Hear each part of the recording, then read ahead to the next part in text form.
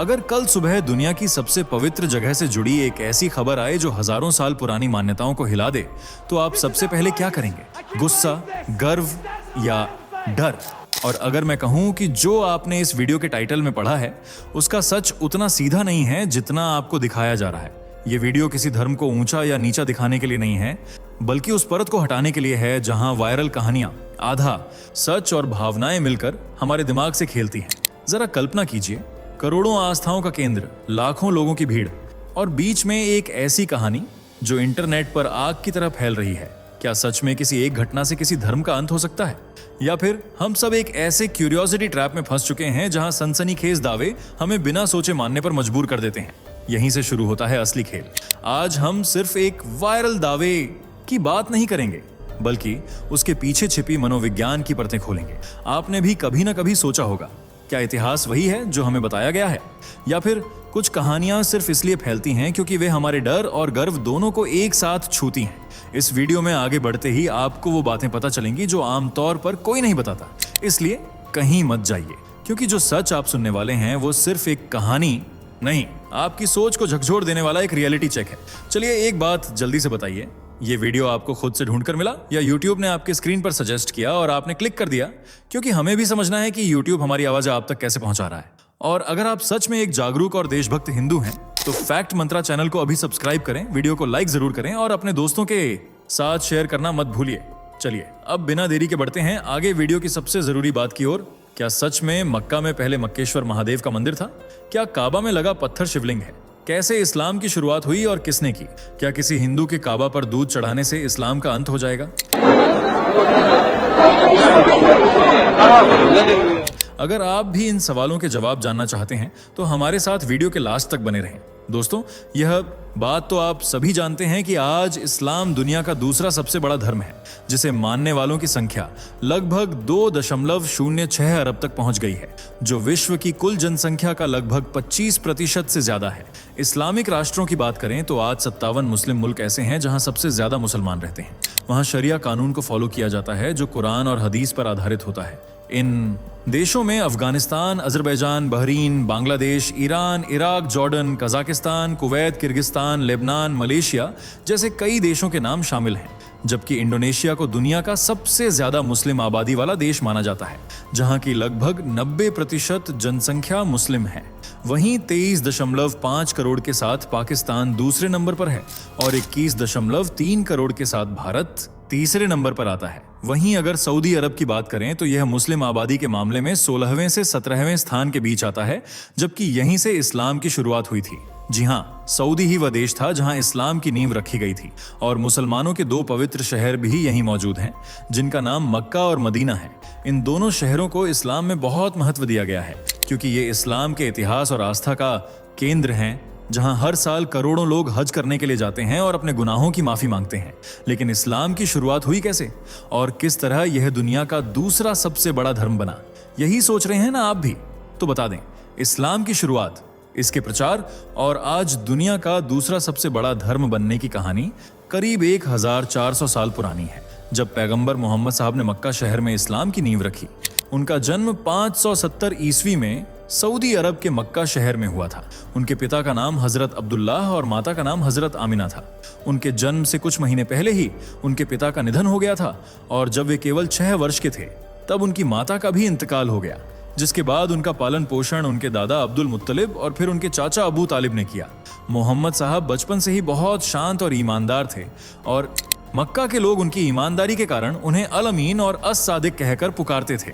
610 ईस्वी में जब पैगंबर मोहम्मद मक्का की हिरा गुफा में ध्यान लगा रहे थे, तब फरिश्ते जिब्रील उनके पास आए और उनसे कहा, पढ़। तब पैगंबर साहब ने जवाब दिया, मैं पढ़ना नहीं जानता। यह सिलसिला 3 बार चला।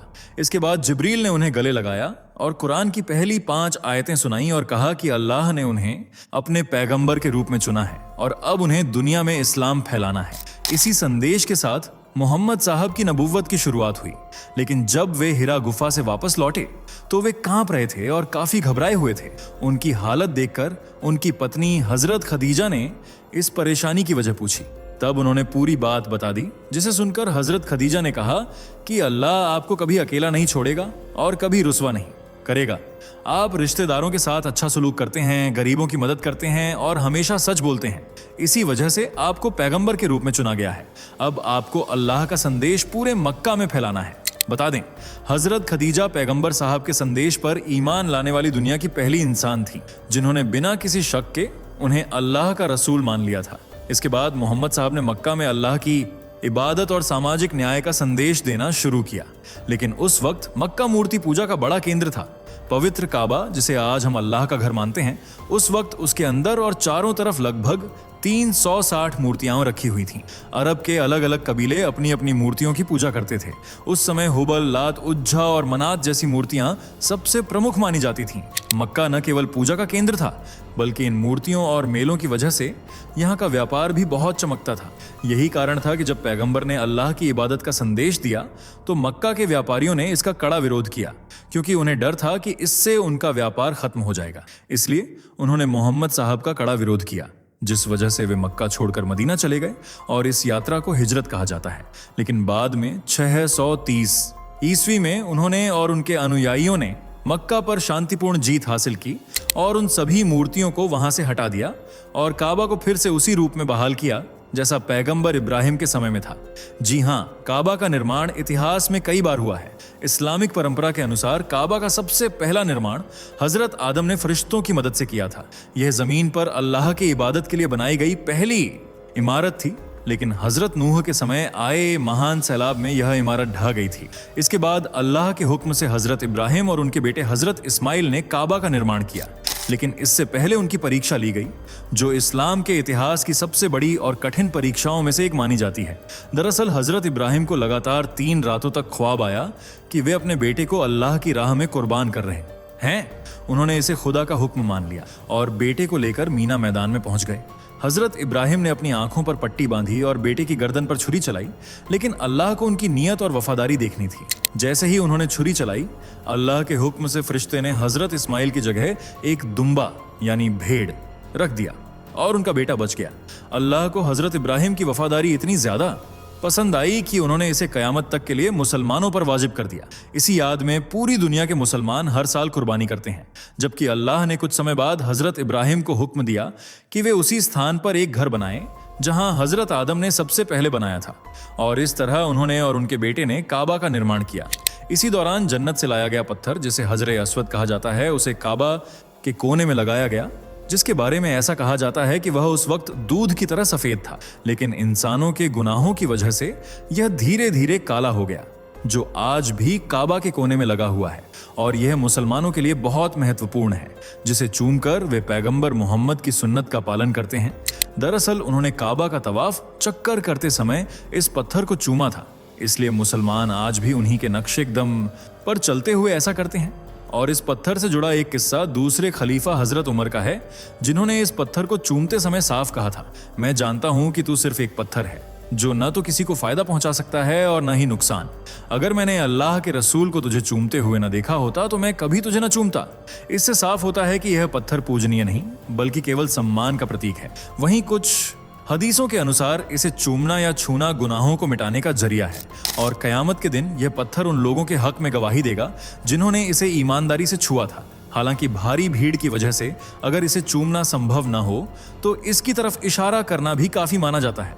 अगर बात करें काबा में आए बदलाव की, यानी उस समय से लेकर 1996 तक इसमें क्या क्या बदलाव हुए हैं, तो बता दें इसका स्वरूप कई बार बदला गया है। मूल रूप से हजरत इब्राहिम के समय काबा आयताकार था। शुरुआती दौर में काबा पर कोई छत नहीं थी और यह केवल पत्थरों की एक ऊंची दीवार जैसा था। इसमें जमीन के स्तर पर 2 दरवाजे प्रवेश और बाहर निकलने के लिए थे, जबकि आखिरी मरम्मत के दौरान जो 1996 में किंग फहद के शासनकाल के दौरान हुई थी, तब काबा की दीवारों के बीच के पुराने गारे को निकालकर मजबूत सामग्री भरी गई। छत, फर्श और अंदर के 3 खंभों को पूरी तरह बदल दिया गया। पत्थर वहीं पुराने इस्तेमाल किए गए, लेकिन उन्हें साफ और मजबूत करके वापस लगाया गया। इतना ही नहीं, काबा पर चढ़ाए जाने वाला काला कपड़ा, जिसे किस्वा कहा जाता है, उसका रंग भी समय समय पर बदलता रहा है। बता दें, मक्का पर विजय पाने के बाद पैगंबर साहब ने सफेद और लाल धारियों वाले यमनी कपड़े का इस्तेमाल किया था। वहीं शुरुआती खलीफाओं अब्बू बकर, उमर उस्मान ने सफेद रंग के कपड़े कुब्बाती का इस्तेमाल किया था। यानी इतिहास के अलग अलग दौर में काबा को लाल, पीले और खलीफा अल नासिर ने हरे रंग के कपड़े से भी ढका था, जिसे बाद में उन्होंने बदल कर काला कर दिया, जो आज भी बरकरार है। अब हर साल एक मुहर्रम पर पुराना किस्वा हटाकर नया काला कपड़ा चढ़ाया जाता है और यह शुद्ध रेशम से बना होता है। इस पर 120 किलो सोने के तार और 100 किलो चांदी के तारों से कुरान की आयतें काढ़ी जाती हैं। आपको जानकर हैरानी होगी कि एक आधुनिक किसव्वा को बनाने में लगभग 2 करोड़ रियाल, तकरीबन 45 करोड़ भारतीय रुपए का खर्च आता है और इसमें लगभग 670 किलोग्राम रेशम इस्तेमाल होती है, जो किस्वा की खूबसूरती में 4 चांद लगा देती है। जबकि काबा की जिम्मेदारी उसी खानदान के पास है जिसे पैगंबर मोहम्मद ने सदियों पहले यह सम्मान दिया था।